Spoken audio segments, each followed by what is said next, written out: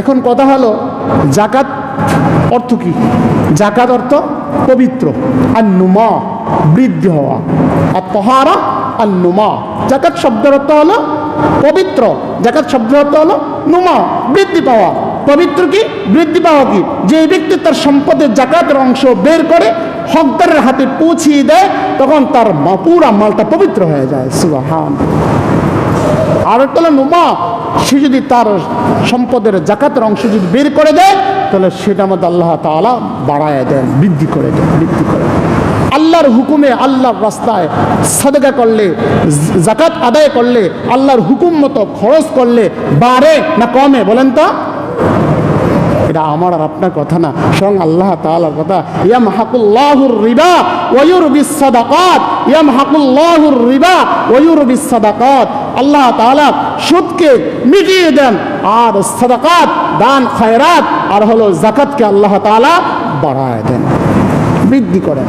বাড়ানোটা দুই পদ্ধতি, এক হলো বাহ্যিক বাড়ানো, 1 টাকা 10 টাকা দেখা যায়, আরেকটা হলো 1 টাকা 10 টাকার বরকত পাওয়া যায়।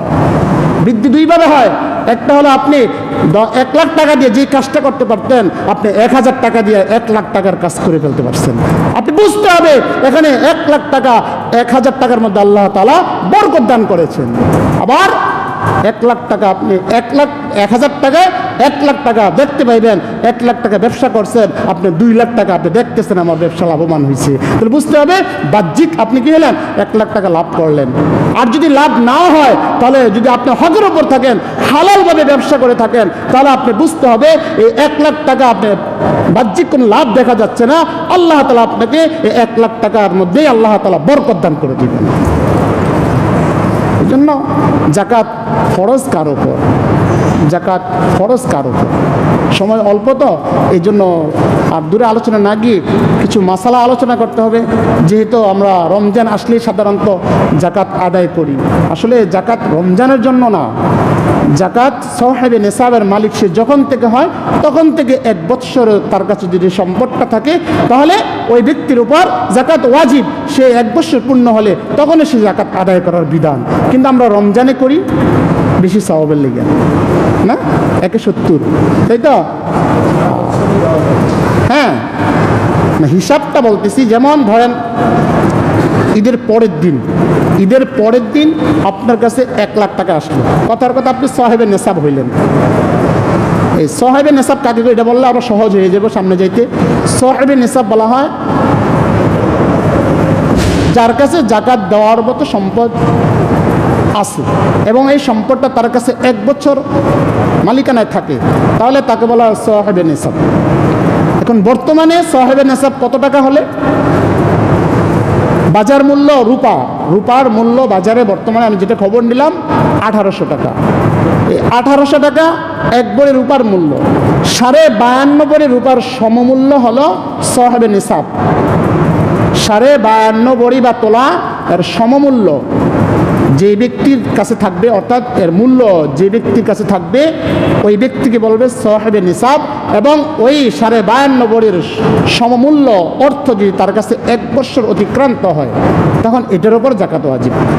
তো সাপোজ বলতেছিলাম যে কথাটা, ঈদের পরের দিন যদি তার কাছে 52.5 ভরি রূপার সমমূল্যের মালিক যদি ওই ব্যক্তি হয়, আর তার কাছে যদি আগামী ঈদের পরের দিন পর্যন্ত যদি তার কাছে এই 1 লাখ টাকা থাকে বা 52.5 ভরি রূপার সমমূল্য অর্থ যদি তার কাছে থাকে, তাহলে ওই ঈদের পরের দিনই তার উপর এই সম্পদের উপর জাকাত ওয়াজিব।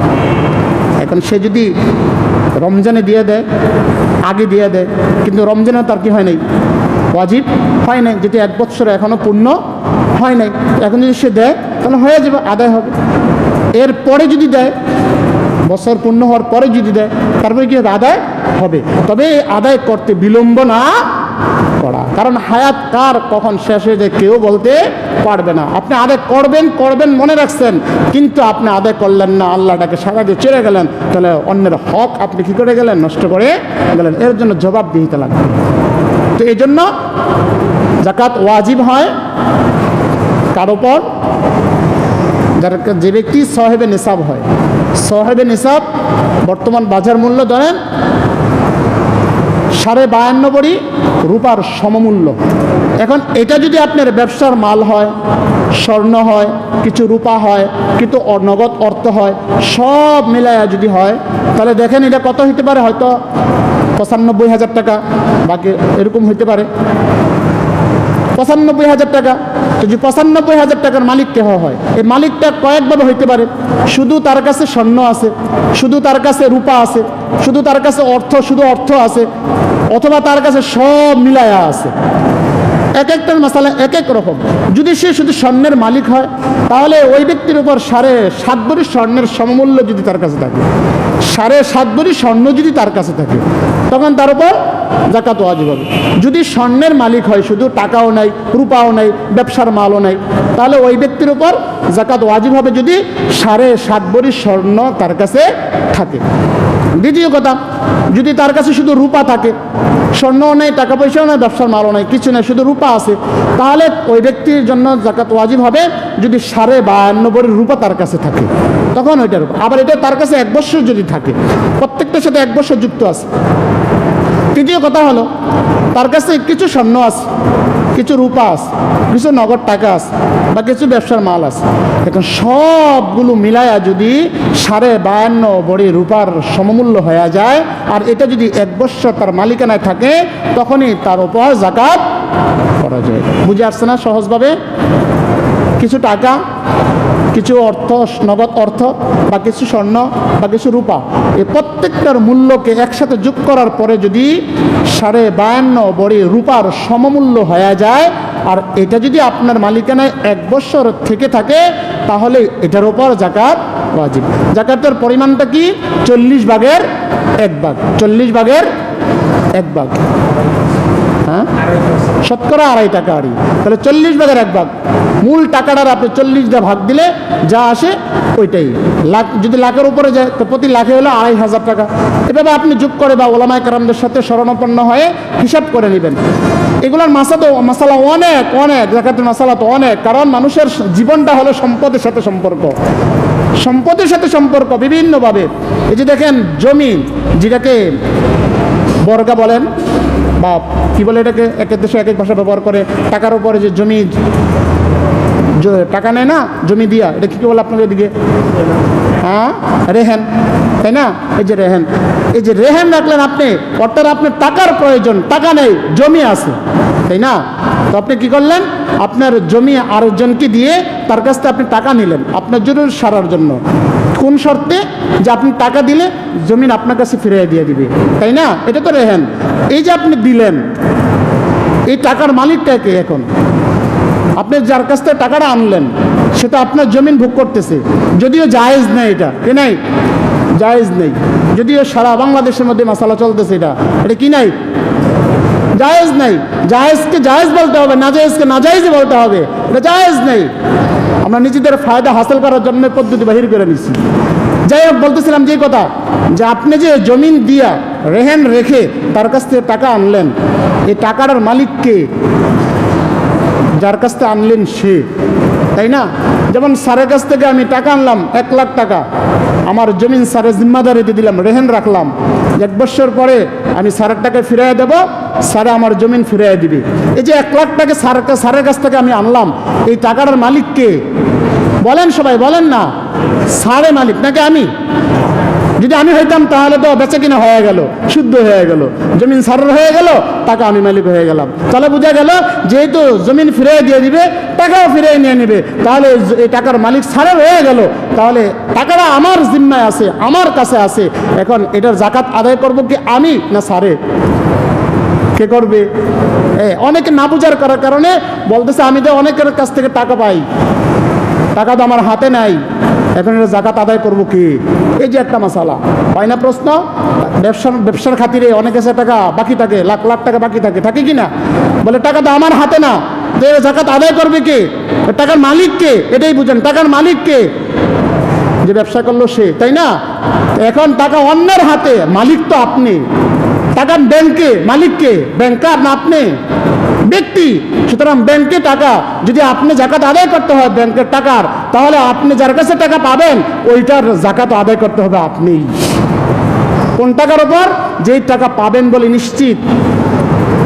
কর্জে হাসানা দেওয়া থাকে না, কর্জে হাসানা টাকা দিয়ে রাখছেন কারো কাছে, তার কাছে আপনি পাবেন, এই আশা যদি থাকে ওই টাকাও হিসাবের মধ্যে নিয়ে আসতে হবে।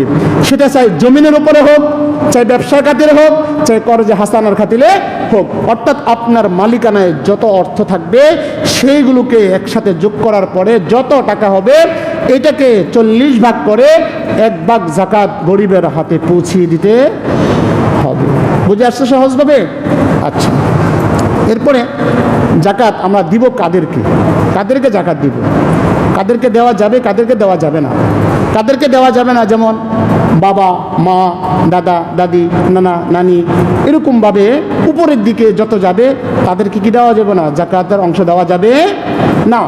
বুঝতে পারলাম? বাবা, মা, দাদা, দাদি, নানা, নানি, এরকমভাবে উপরস্থ যত যাবে।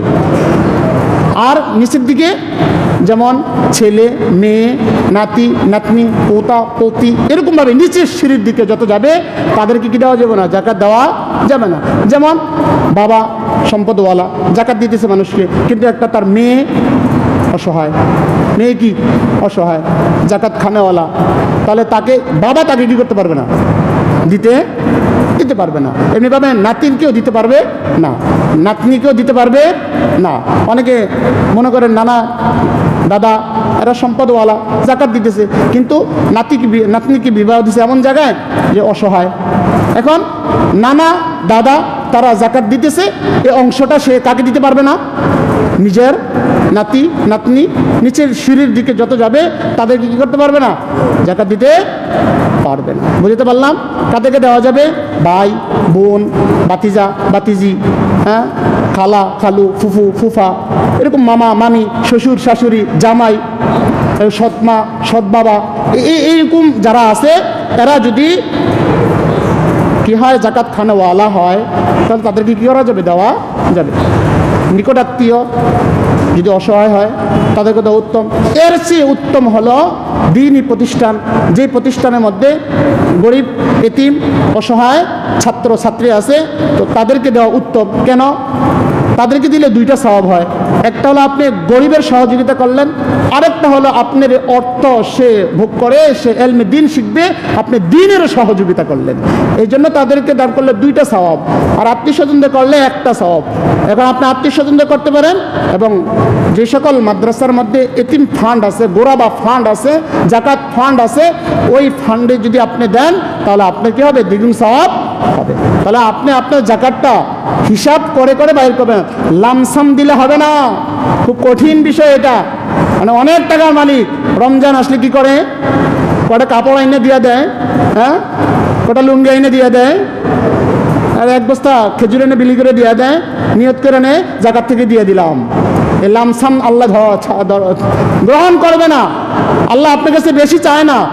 পুরা সম্পদ হিসাব করেন, 40 ভাগ করে আপনি 1 ভাগ দেন, এটা আল্লাহ চায়। সেটা আপনি 1 টাকা হোক আর 1 পয়সা হোক। আর আপনি হিসাব ছাড়া বেশি দেন, সেটা গ্রহণ করা হবে না। আপনি হিসাব করেন, হিসাবটা আগে সঠিকভাবে দেন, এরপরে যে অতিরিক্ত দেন সেটা হবে আপনার সদকা, নফল হবে। সেটা কি হবে? নফল সদকা হবে। কিন্তু আপনি সঠিক ওয়াজিব যেটা, ফরজ যেটা, সেটা আদায় করার জন্য আপনি পাই টু পাই হিসাব করতে হবে, ক্যালকুলেটর হাতে নিয়ে। আপনি কোন ব্যাংকে কি আছে, কার কাছে কত পাবেন, কোন জায়গায় কত আছে, এই পকেটে কত আছে, ওই পকেটে কত আছে, কার কাছে কত আগে আছে, সব আপনি একসাথে যোগ করেন আগে, এরপরে 40 ভাগ করে 1 ভাগকে আপনি গরিবের হাতে পৌঁছিয়ে দেন। এটা হলে সঠিকভাবে আপনার আদায় করা। আর লামসাম দিয়ে দিলে কি করা হবে না? আদায় বলে গণ্য করা হবে না, আদায় করে গণ্য করা হবে না। এগুলো খুব কঠিন বিষয় এগুলো, যেহেতু এগুলো গরিবের হক। কার হক? কার হক? গরিবের হক। আল্লাহ ছাড়বে না, ছাড়বে না। আল্লাহ তাআলা যদি বলতেন তোমার সম্পদের অর্ধেক দিয়ে দাও, দিয়ে দিতে হবে না? দিতে হতো কি না? কিন্তু আল্লাহ তাআলা বলেন না, আমি তোমাকে বলছি 40 ভাগের 1 ভাগ দাও, আর 39 ভাগ তুমি খাও। আমি এটার মধ্যে বরকত দেবো, আর এটা আমি পবিত্র বানিয়ে দেবো। আর তুমি কি করলা? লামসাম দিয়ে দিয়ে বুঝিয়ে দিলা, আমি পুরাটা সম্পদ আমি জাহান্নামের আগুনের মধ্যে জ্বালায়া তোমাকে ছেদ দেব। কি করব? ছেদ দেব। এই জন্য লামসাম দেওয়ার দরকার নাই। যার হক যত টাকা, আমার কাছে একজনে 1000 টাকা পাইবো, আমি তাকে 1000 টাকা দিব, এটা হলো তো আমি ঋণ আদায় করলাম। আপনি যদি 1500 টাকা দেন, 500 টাকা আপনি দয়া করলেন, এহসান করলেন। কিন্তু আপনি বলতে পারবেন না 1500 টাকা তোমাকে আমি এহসান করলাম, এই কথা বলতে পারবেন না। এজন্য আগে হকটা পরিপূর্ণভাবে আদায় করেন, এরপর অতিরিক্ত হিসাব। আল্লাহ তাআলা ফরজ বিধান আগে চাইবেন, তারপর হলো নফলের বিধান। এজন্য আমরা কি করব? এগুলো সব হিসাব করে আমাদের জাকাতের অংশটা বের করে গরিবের হাতে অর্থাৎ হকদারদের হাতে পৌঁছে দেওয়ার জন্য চেষ্টা করব তো ইনশাআল্লাহ। কারণ দেখেন, টাকা পয়সা এগুলোর মালিক কে? আল্লাহ। বলেন না কে? আল্লাহ। যেহেতু আল্লাহ টাকা পয়সার মালিক, আল্লাহ তাআলা বলেন ওয়ানফিকু মিম্মা রাযাকনাকুম। আল্লাহ তাআলা বলেন আনফিকু মিম্মা রাযাকনাকুম, আমি তোমাদেরকে যে সম্পদ দিয়েছি সেখান থেকে কি করো? খরচ করো। আল্লাহ তো এভাবে বলেন নাই তোমার সম্পদ থেকে খরচ করো। আল্লাহ যদি বলতেন তোমার সম্পদ থেকে খরচ করো, যদি খরচ না করতাম আল্লাহ তাআলার কাছে জবাবদিহিতা দিতে লাগতো না। কেন? আমার সম্পদ, আমি করলে করলাম, না করলে নাই। স্যার যদি আমি বলি স্যার আপনি টাকা 500 টাকা মসজিদ দান করেন, উনি দান করতেও পারে, নাও করতে পারে, ওনার ব্যক্তিগত ব্যাপার। আমি বললাম যদি করে সব হবে। এখন কথা হলো আল্লাহ তাআলা যদি বলতেন তোমার সম্পদ থেকে 40 ভাগের 1 ভাগ কি করো? দান করো, খরচ করো, তাহলে যদি নাও করতাম আল্লাহর কাছে বলতে পারতাম আল্লাহ আমার সম্পদ, ব্যক্তিগত ব্যাপার। কিন্তু আল্লাহ তাআলা কি বলছেন? আমার দেওয়া সম্পদ থেকে 40 ভাগের 1 ভাগ কি করো? খরচ করো। তাহলে বুঝা গেল সম্পদের মালিক কে? আল্লাহ। আমরা তো আল্লাহকে দিয়ে নিসবত করি না। যদি আল্লাহ তাআলা দিকে সম্পদের নিসবত করতাম তো লামসাম জাকাত আদায় করে দিতাম না। লামসাম 2টা শাড়ি দিয়ে জাকাত আদায় হয়ে গেছে বলে নিজেকে কি করতাম না? ওপেন করতাম না। পরিপূর্ণভাবে হিসাব করে আল্লাহর দেওয়া হুকুম, যেহেতু আল্লাহর সম্পদ থেকে খরচ করতে বলা হয়েছে, সঠিকভাবে খরচ করে সঠিকভাবে হিসাব করে তারপরে সেখান থেকে দেওয়ার চেষ্টা করতাম। কারণ সবাই তো আমরা মনে করি, বিশেষ করে আমি মনে করি এটা আমার, এটা আমার, এই বাড়ি আমার, এই গাড়ি আমার, এই সম্পদ আমার, এই ব্যবসা আমার, সব আমার আমার আমার। এই জন্য তো আমিত্ব দমন হয় না, অহংকার দমন হয় না। আমার আমার যতক্ষণ পর্যন্ত পায়ের নিচে না যাবে ততক্ষণ পর্যন্ত অহংকার নিজের থেকে সরবে না। যতক্ষণ পর্যন্ত বলবো আমার আমার আমার, ততক্ষণ পর্যন্ত অহংকার বাড়তেই থাকবে, বাড়তেই থাকবে, বাড়তেই থাকবে। এই জন্য সবকে নিসবত করবো কার দিকে? আর বলেন না কার দিকে? সন্তান কার? কষ্ট হয়। সম্পদ কার? সন্তান কার? আমি কার? তো সব যদি আল্লাহর হয়, আমি কেন আল্লাহর হুকুমের বাহিরে চলবো? তাহলে বুঝা গেল আল্লাহ আমার শাস্তি নেওয়ার জন্য মন চাচ্ছে, তো আল্লাহ বলে তোমার জন্য প্রস্তুত করে রাখছি। লা কিলুনা মিন শাজারিন মিন যাক্কুম, রাখছি জাহান্নামের মধ্যে খাবারও রাখছি, জাহান্নামের মধ্যে খাবারও রাখছি। আর যে সম্পদগুলো সন্তানের ভবিষ্যতের আশায় জমা করে যাচ্ছ, মনে রেখো অপরের হক নষ্ট করে, তুমি গরিবের হক নষ্ট করে, জাকাতের অংশ আদায় না করে সন্তানের ভবিষ্যৎ কামনা করে সঞ্চয় করে যাচ্ছ। তুমি কি কখনো ভাবতে পারছো বা নিশ্চিত এ ব্যাপারে যে এই সম্পদ দ্বারা তোমার সন্তানের উপকারে আসবে? এটা কেউ নিশ্চিত দিতে পারবে যে বাবার সম্পদ দ্বারা ছেলে উপকার হবে? কেউ নিশ্চিত করতে পারে না। কিন্তু এটা তো নিশ্চিত, যদি গরিবের হক জাকাত আদায় না করি, ওই যে আল্লাহ তাআলা বলছেন ইয়াউমা ইউহমা আলাইহা ফি নারি জাহান্নাম ফাতুকওয়া বিহা জিবাহুহুম ওয়া জুনুবুহুম ওয়া যুহুরুহুম, এটাকে তো বিশ্বাস করি। আর এটা তো নিশ্চিত, যদি গরিবের হক জাকাত আদায় না করি এগুলো জাহান্নামের মধ্যে জ্বালায়া ছেক দিবে, এটা তো বিশ্বাস করি, এটা তো নিশ্চিত। আপনি নিশ্চিতটা না করে অনিশ্চিতের উপর বিশ্বাস করে সম্পদকে সঞ্চয় করে বড় আশা নিয়ে কবর শুয়ে রইলেন, কিন্তু সন্তান তো সে সম্পদগুলো অপচয় করতেছে, আপনার জন্য দান সদকা করতেছে না, সে নিজেও আল্লাহর রাস্তায় খরচ করতেছে না, সে নিজেও আল্লাহর রাস্তায় নাই। তাহলে আপনি নিজের উপর জুলুম করলেন। কি করলেন? নিজের উপর জুলুম করলেন। আপনি নিজের কবর, নিজের আখিরাতকে সুন্দর করলেন না, ওই সন্তানের ভবিষ্যতের জন্য এগুলো সব রেখে গেলেন। তাহলে এগুলো ফায়দায় পরবর্তীতে আসবে কি আসবে না, এটা অনিশ্চিত। এই জন্য নিশ্চিত আখিরাতের ফিকির আগে করা। কেউ কেউ বলতে পারেন হুজুর তাহলে কি আপনি বলতেছেন সন্তানদেরকে নিঃস্ব রেখে যাব? না না, এ কথা বলা হয় না। আপনি সন্তানে আপনার সামর্থ্য অনুযায়ী হালালভাবে অর্থ উপার্জন করে আল্লাহর হুকুমগুলো সঠিকভাবে সে অর্থের উপর আপনি খরচ করে যা থাকবে, আল্লাহ তাআলার ওয়াদা হলো এটা যদি অল্প হয় আমি আল্লাহ আমার বরকত দিয়ে তোমার সন্তানকে আখিরাতে জীবন উজ্জ্বল করে দেব, আল্লাহর ওয়াদা। আপনি পারবেন না আপনি সম্পদ দিয়ে সন্তানকে উজ্জ্বল করতে জীবন? সন্তানের জীবন উজ্জ্বল করার জন্য কে করবেন? আল্লাহ। এই জন্য আমরা চেষ্টা করব আমাদের আল্লাহ তাআলা যে সকল সম্পদের মালিক বানাইছেন এগুলো সঠিকভাবে যেন এর হিসাব বের করে এর অংশটা যেন পাওনাদার হকদারের কাছে পৌঁছিয়ে দিতে পারি। আল্লাহ তাআলা আমাদের সকলকে সে তৌফিক দান করুন। ওয়া আখিরু দাওয়ানা আলহামদুলিল্লাহি রাব্বিল আলামিন। যারা সুন্নত অর্থের সাথে সম্পর্ক, মালের সাথে সম্পর্ক, যেমন যাকাত, ফিতরা, সাদকা ইত্যাদি, আরও কিছু আমলের সম্পর্ক যেটা শরীর ও অর্থ দুইটা মিলিয়ে আদায় করতে হয়, সেটা হলো হজ। তো এই যে বিধানগুলোর মধ্যে সবচেয়ে বড় বিধান হলো নামাজ।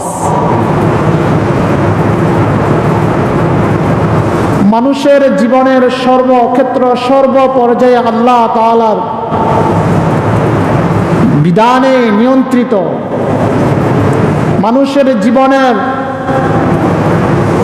সর্বপর্যায়ে আল্লাহ তাআলার বিধানের মধ্যেই নিয়ন্ত্রিত। নিয়মের বাহিরে মানুষের কোনো জীবন নাই। লাগামহীনভাবে কেউ কারো জীবন পরিচালনা করতে পারবে না, কারণ আল্লাহ তাআলার নিয়ম নীতি দ্বারা, বিধান দ্বারা তার জীবনটা নিয়ন্ত্রিত। কেহ যদি তার জীবনকে লাগামহীনভাবে চালায়, নিয়ন্ত্রণহীনভাবে চালায়, তাহলে সে আর মানুষ থাকবে না, সে হয়ে যাবে চতুষ্পদ জানোয়ারের চেয়েও অধম। এর জন্য মানুষের জীবনটা চলবে নিয়মের ভিত্তিতে, নিয়মে নিয়ন্ত্রিত থাকবে।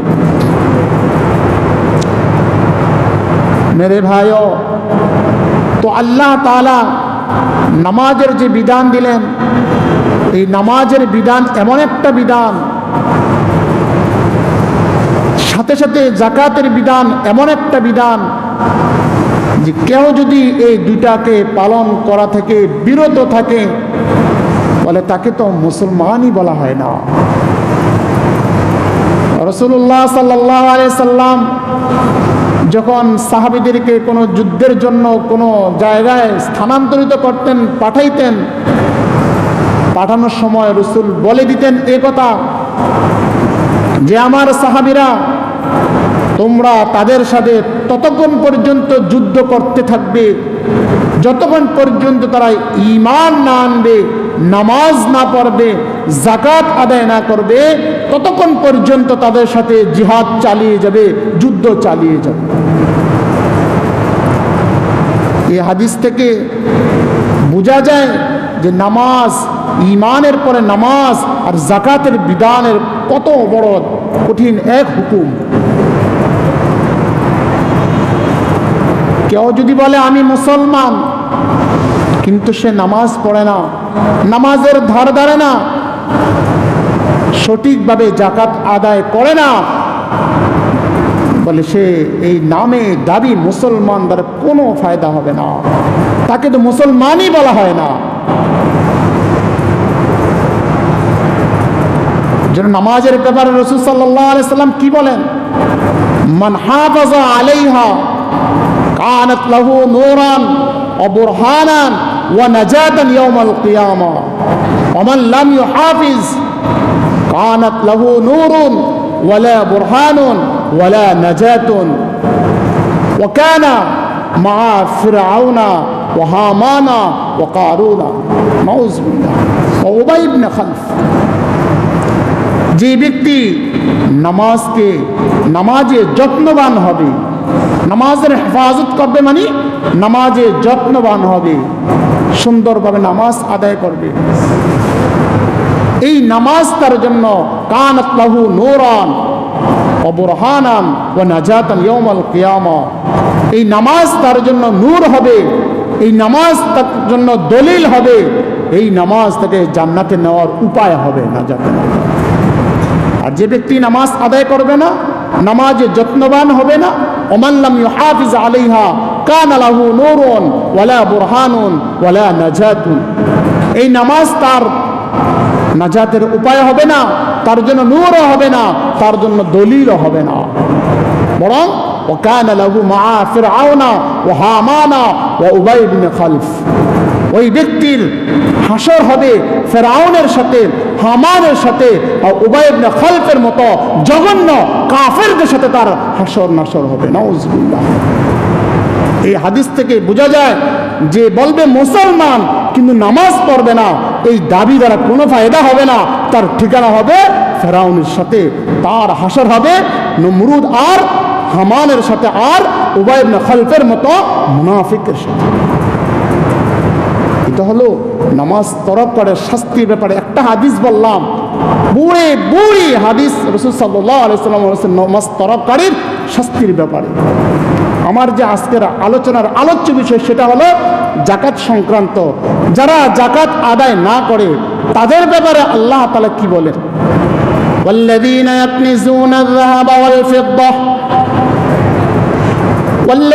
يكنزون الذهب والفضة ولا ينفقونها في سبيل الله فبشرهم بعذاب أليم। যারা স্বর্ণ রূপা টাকা পয়সা জমা করে রাখে, والذين يكنزون الذهب والفضة, স্বর্ণ রূপা টাকা পয়সা কানজ করে রেখে, জমা করে রেখে, সঞ্চয় করে রাখে, ওয়ালা ইউনফিকুনহা ফি সাবিলিল্লাহ, এগুলো আল্লাহর রাস্তায় খরচ করে না, যাকাত আদায় করে না। ফাবাশশিরহুম বিআযাবিন আলীম, আল্লাহ তাআলা বলেন তাদেরকে মর্মান্তিক যন্ত্রণার শাস্তির ঘোষণা বা সুসংবাদ দিয়ে দাও। এখানে সুসংবাদ হবে না, দুঃসংবাদ। বাশশির মানে সুসংবাদ, তো ফাবাশশিরহুম আল্লাহ তাআলা বললেন তাদেরকে সুসংবাদ দাও। এটা ব্যঙ্গ করে বলা, আল্লাহ ব্যঙ্গ করে বলতেছেন, ব্যঙ্গ মস্কারি করে না, তো আল্লাহ তাআলা একটু মস্কারি করলেন তাদের সাথে যারা যাকাত আদায় করে না। বলে তাদেরকে জাহান্নামের মর্মান্তিক যন্ত্রণাদের শাস্তির সুসংবাদ হবে না দুঃসংবাদ? দুঃসংবাদ না, শাস্তি তো আল্লাহ বলেন তাদেরকে সুসংবাদ দিয়ে দাও। শাস্তির সুসংবাদ না দুঃসংবাদ? সুসংবাদ কেন বললেন আল্লাহ? উপহাস করে, কি করে? উপহাস করে। শাস্তিটা কি হবে সামনে আল্লাহ তাআলা বলেন, ইয়াউমা ইউহমা আলাইহা ফি নারি জাহান্নাম, দুনিয়ার মধ্যে সঞ্চয়কৃত সম্পদগুলোকে কিয়ামতের দিন জাহান্নামের আগুনের মধ্যে দগ্ধ করা হবে, জ্বালানো হবে। ইয়াউমা ইউহমা, জ্বালানো হবে সেদিন, কিয়ামতের দিন এগুলো জ্বালানো হবে জাহান্নামের আগুনের মধ্যে। দুনিয়ার মধ্যে যে সকল সম্পদ সঞ্চয় করে জমা করে গেছে, যাকাত সঠিকভাবে আদায় করে না, এগুলো কিয়ামতের দিন জাহান্নামের আগুনের মধ্যে জ্বালানো হবে। ইয়াউমা ইউহমা আলাইহা ফি নারি জাহান্নাম, জ্বালায় কি করবে? বলে এগুলো জ্বালাতে যখন এগুলো লাল হবে, লালের পর আবার যখন জ্বালাতে যখন এগুলো কালো অঙ্কার হবে, কালো হবে, তখন সেগুলো বলে ফাতুক ওয়া বিহা জিবাহুহুম ওয়া জুনুবুহুম ওয়া যুহুরুহুম, তখন এই তাদের সম্পদগুলো জাহান্নামের আগুনের মধ্যে জ্বালানো পরে এগুলো তাদেরকে ছেদ দেওয়া হবে কপালের মধ্যে, জুনুবুহুম কপালের মধ্যে, এবং তাদের পাজরের মধ্যে, এবং তাদের পিঠের মধ্যে, ওয়া যুহুরুহুম। আর বলবে হাদা মা কানাজতুম, এগুলো তো তোমাদের সম্পদ। হাদা মা কানাজতুম, এগুলোই তোমাদের সম্পদ যেগুলো দুনিয়ার মধ্যে সঞ্চয় করে রেখে আসছো, জমা করে রেখে আসছো। গরিবের হক আদায় করো না, যাকাত তুমি আদায় করো না, তুমি ব্যাংক বিলিজ করে রেখে আসছো, আর এগুলো পুঞ্জীভূত করে রেখে আসছো, আমার হুকুম মতো যাকাত আদায় করো না। এগুলো হলো তোমাকে ছেদ দেওয়া হচ্ছে কপালে, পাজরে, আর হলো পিঠে। হাদা মা কানাজতুম লিআনফুসিকুম, এখন বলবে আল্লাহ তাআলা ফাযুকু মা কুনতুম তাকনিজুন, তুমি যা জমা করে রাখছো এগুলো এখন তুমি ভোগ করো, নাও সাজা ভোগ করো, যুকু স্বাদ আস্বাদন করো, খাও। এটা কি আল্লাহ? অন্য হাদিসে রাসূল বলেন ইয়াতিল কানজু সুজা, ইয়াতিল কানজু সুজা ফায়ালকা সাহিবাহু আকরা ফায়ালকা সাহিবাহু ইয়াউমাল কিয়ামা। এই সঞ্চয়কৃত সম্পদগুলো এগুলো কিয়ামতের দিন অজগর সাপে পরিণত হবে। এই সাপগুলো গলা গন্ড দেশে পেঁচিয়ে ধরবে, আর ফায়াফিররু মিনহু, ওই ব্যক্তি সাপ থেকে দূরে পলায়ন করার চেষ্টা করবে, সরো সরো, ফায়াফিররু মিনহু, সাপকে সে সরানোর চেষ্টা করবে, নিজে পলায়নের চেষ্টা করবে, দূরে যাওয়ার চেষ্টা করবে। ফায়াকুলু, তখন সাপ নিজে বলবে আনা কানজুকা আনা মালুকা, আনা কানজুকা আনা মালুকা, আমি কোথায় যাব? আমি তোমার সঞ্চিত সম্পদ, আমি তোমার মাল, আমি তোমার সাথে থাকবো ইলা ইয়াউমিল কিয়ামা। ফায়ুলকিমুহু, একথা বলবে আর তাকে শুধু দংশন করতে থাকবে, দংশন করতে থাকবে। নাউজুবিল্লাহ। এটা দুইটা হাদিস শুনাইলাম, একটা হাদিস কোরআন, একটা আয়াত। যাকাত আদায় না করলে কি সাজা তার?